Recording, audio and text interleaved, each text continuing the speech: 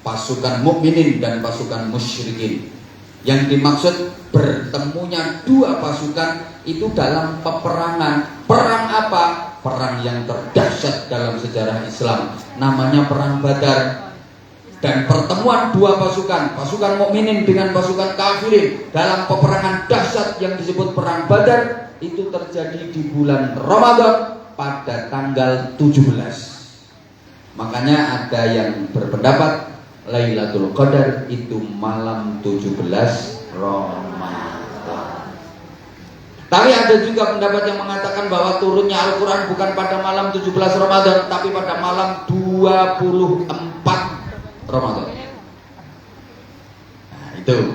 Jadi pertama, Ramadan dipilih oleh Allah sebagai bulan pertama kali Al-Quran diturunkan. Kok jadi istimewa Ramadan? Ya iya, karena semua yang berhubungan dengan Al-Quran pasti istimewa. Semua yang bersentuhan dengan Al-Quran pasti istimewa. Saking istimewanya Al-Quran, maka semua apa saja, siapa saja, mana saja, pokoknya sing berhubungan kalau Al-Quran ikut jadi istimewa, ikut jadi mulia. Allahumma sholli ala Muhammad. Saking istimewanya Al-Quran, karena memang Al-Quran itu mulia, diturunkan oleh Allah yang maha mulia, maka semua yang berhubungan dengan Al-Quran menjadi mulia. Ayo ikut menjadi mulia, karena Al-Quran diturunkan oleh Allah yang maha mulia melalui perantara malaikat Jibril, sehingga malaikat Jibril menjadi malaikat yang paling mulia. Disampaikan kepada Nabi Muhammad, Nabi yang paling mulia. Al-Quran itu diturunkan di bulan Ramadan, maka Ramadan menjadi bulan yang paling mulia. Turunnya pada malam yang disebut Lailatul Qadar, sehingga Lailatul Qadar menjadi malam yang paling mulia. Ini bukti apapun yang berhubungan dengan Al-Quran pasti mulia. Maka tempat manapun di belahan bumi ini yang dijadikan sebagai tempat untuk mempelajari Al-Quran pasti akan menjadi tempat yang mulia. Siapapun yang mengajar Al-Quran pasti akan menjadi orang yang mulia. Siapapun yang belajar, mengaji, mempelajari Al-Quran pasti akan menjadi orang yang mulia. Siapapun yang mengamalkan Al-Quran pasti menjadi orang yang mulia. Supaya Al-Quran itu penuh dengan kemuliaan. Dan itu diturunkannya di bulan Ramadan, maka Ramadan menjadi bulan yang paling mulia. Dua, ngono wae kabeh.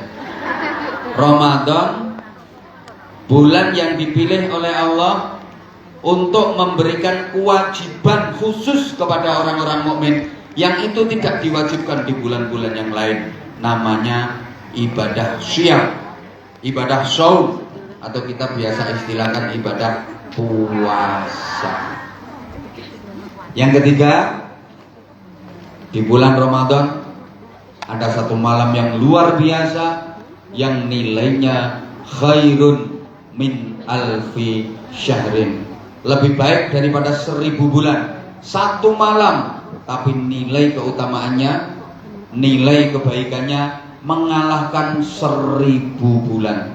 Barang siapa yang beramal pada malam itu, maka sesungguhnya dia sama dengan beramal selama 1000 bulan tanpa dipotong oleh aktivitas yang lain. Sapa wonge nglakoni amal barengi Lailatul Qadar itu, maka seperti dia beramal seperti itu tanpa henti selama 1000 bulan. Itu kalau dihitung 1000 bulan itu 83 tahun lebih 4 bulan. Allahumma sholli ala Muhammad.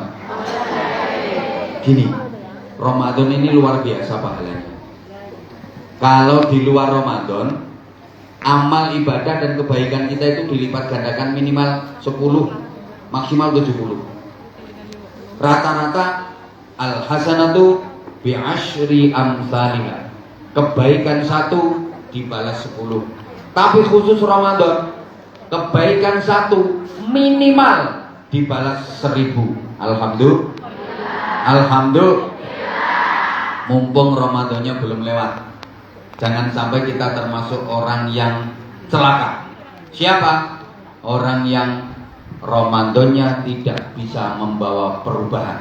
Ramadannya tidak bisa menjadikan kebaikan. Ramadan berlalu tanpa arti.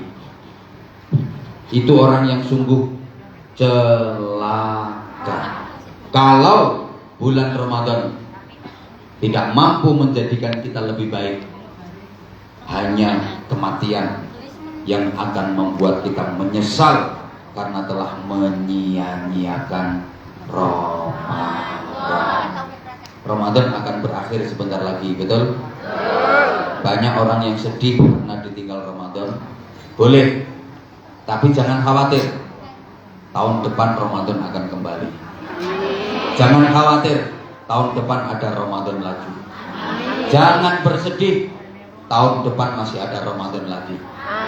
Yang patut kita sedihkan itu kalau tahun depan Ramadan datang sementara kita sudah pergi. Halo? Halo? Itu kita yang layak untuk bersedih ketika Ramadan datang kembali, tapi kitanya yang sudah pergi. Sekarang mumpung masih ada kesempatan, subhanallah, beramal sekali di bulan Ramadan itu pahalanya sama dengan beramal 1000 kali. Kita baca subhanallah sekali di bulan Ramadan, ini sama dengan subhanallah 1000 kali. Kita baca zikir la ilaha illallah 1 kali di bulan Ramadan, itu pahalanya sama dengan berzikir 1000 kali. Lah kalau kita zikirnya 100 kali di bulan Ramadan, itu berarti sama dengan 100.000 kali. Alhamdulillah. Masya Allah, Ramadan ini sungguh luar biasa. Luar biasa. Ngaji 1 kali di bulan Ramadan kayak gini, ini pahalanya sama dengan ngaji 1000 kali. Maka niki sing gak berangkat rugi pitung turunan. Anda yang berangkat, Anda yang berada di majelis ini, keuntungan yang luar biasa. Sekali saja ngaji ini di bulan Ramadan, ini pahalanya sama dengan 1000 kali dengan datang ke majelis-majelis. Amin. Ya wes lek ngono sok bar Ramadan aku gak teko. Wis ping 1000 kok. Loh, nanti kalau di luar Ramadan ya datang sekali pahalanya sekali, maksimal 10 maksimal itu. Kalau di bulan Ramadan 1000 kali itu minimal. Masya Allah. Sampai yang nanti sedekah 1000. Siapa mau mulai? Ya sih mulai medit dulu biasa. Ini kalau tuku tiket utang kancane ini. Atau orang sing ngomong mulai. Cair. Rasa. Iki cara duwe omah apik ngono mesti ditulisi pengamen gratis. Maaf tidak menerima permohonan sumbangan dalam bentuk apapun. Lawan tentang duwe omah ditulisi ngono. Mesti wong medhit ngono. Apal aku kulino golek sumbangan.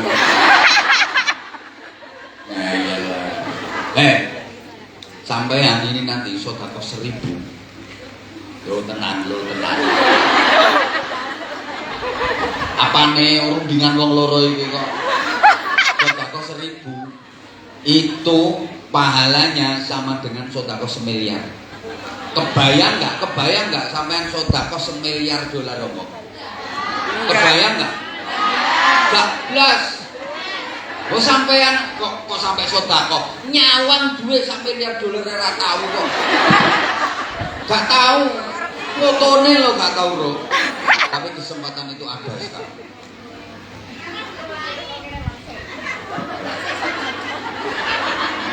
Loh ini tadi yang saya sipati, ada beberapa jamaah yang 1.000.000 sedekahnya. Insyaallah. Alhamdulillah toh.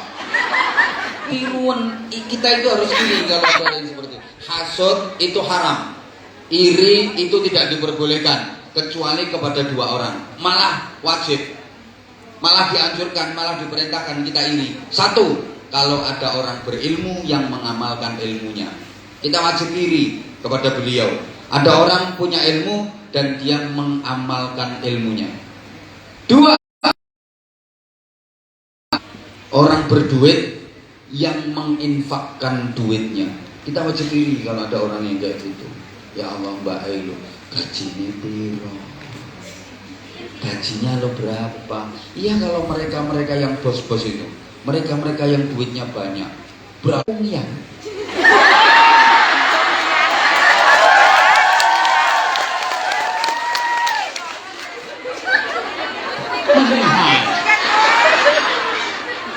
Jere wong pian BCA babu Cino asli. Coba. Ya Allah, ya Allah, ya Allah. Ini hasil mosek WC. Kenapa kok iya memang? Terus sebentar dong. Kerja koyo ngono. Terus sedekah samono gede nih. Masya Allah. Ini sama malaikat dicatat pakai tinta emas. Iya, lah kalau orang-orang kaya itu ya pantes aja ndekne sugih. Lah kalau sampean ngoyo sedekah sampai separuh gaji dikasih. Kok kukur-kukur ngono model.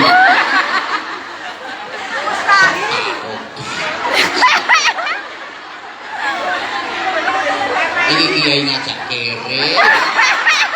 Ngajak sugih. Sampean luar biasa. Lah kalau orang-orang yang duitnya banyak ya pantas. Soalnya gini ya, orang itu makin kaya makin bakhil. Percaya nggak? Orang itu makin kaya makin bakhil. Wong kuwi mundak sugih, mundak medhit. Bener. Betul. Ya Allah, asli. Soalnya sampean duwe keluarga sugih medhit toh. Dulu waktu masih miskin dia loman, tapi begitu tambah kaya medit. Ya Allah, dibilangin contoh ya. Halo. Dan itu berlaku termasuk untuk sampean. Saiki sampean mumpung isih loman, kan belum kaya sampean. Insya Allah ini tangga menuju jadi orang kaya. Apa-apa itu kan tergantung latihan. Kalau pengen bisa jadi kori ya harus mau latihan. Kalau pengen bisa jadi vokalis harus mau latihan. Kalau pengen bisa main volley harus mau latihan. Kalau pengen pinter ceramah harus mau latihan. Pokoknya semuanya itu tergantung latihan. Maka kalau pengen jadi orang kaya harus sering-sering latihan kaya. Latihan jadi wong sugih. Maksudnya latihan infak, latihan sedekah, latihan memberi. Minimal nanti dapat juara harapan. Harapan kaya. Awas jangan sering-sering latihan miskin. Nanti kamu jadi juara miskin. Latihan miskin itu apa? Ya latihan miskin itu bawa duit, ada kotak amal keliling nggak mau ngasih. Itu latihan medit itu. Ngono keliling nyato-nyato keliling nganggo pesantren, nganggo anak-anak yatim, pura-pura turu. Halo. Halo. Itu namanya latihan melarat. Awas. Bahaya nanti sama manusia jadi juara melarat. Ayo latihan sugih, cek dadi wong sugih. Macao sugih, cek dadi wong sugih. Ini langsung diamini karo malaikat. Allah itu punya petugas khusus, malaikat khusus yang tugasnya riwa-riwi mondar-mandir. Nyidiki menungso terus ngamini omongane menungso. Jadi Allah itu punya malaikat khusus. Gak dikasih tugas apa-apa. Tugasnya cuma menghampiri manusia terus mengamini ucapan manusia itu. Halo. Mangkane wong tua biyen nek nuturi.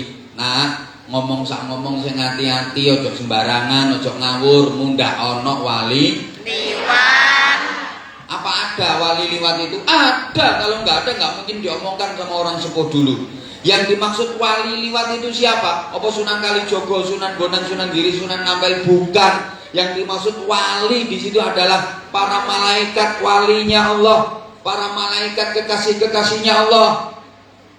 Jadi omong sing hati-hati, ojo ngawur, ojo sembarangan.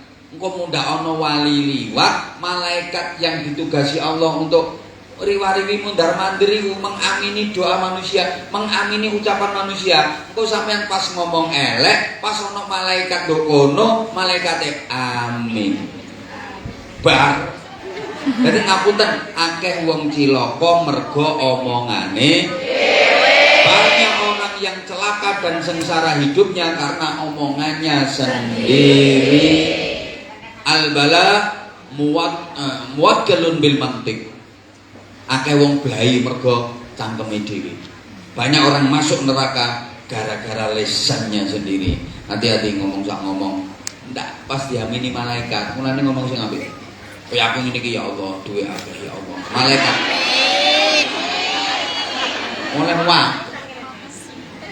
Mulane hati-hati tenan. Ojo sampai ngomong sing elek-elek. Elek-elek gak usah diomongno.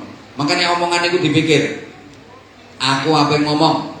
Aku mau ngomong. Ini kalau tak omongkan baik apa enggak? Baik mana tak omongkan sama enggak? Rumah toh? Halo. Lek tak omongno api, gak tak omongno api, mending gak usah tak omongno. Kalau tak omongin jadinya baik, gak tak omongin jadinya juga kebaikan, maka aku pilih gak usah diomongin. Ini jurus dalam memilih berbicara atau tidak. Para jamaah tolong perhatikan.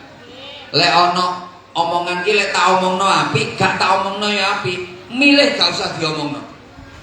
Lek tak omongno api, gak tak omongno elek, baru diomongno. Paham? Apa maneh gak diomongno apik, diomongno elek, mingkem aja kakean ngomong. Fuwase cocok. Sehingga hati-hati, Joko lesan ki wangel nggih. Makanya orang yang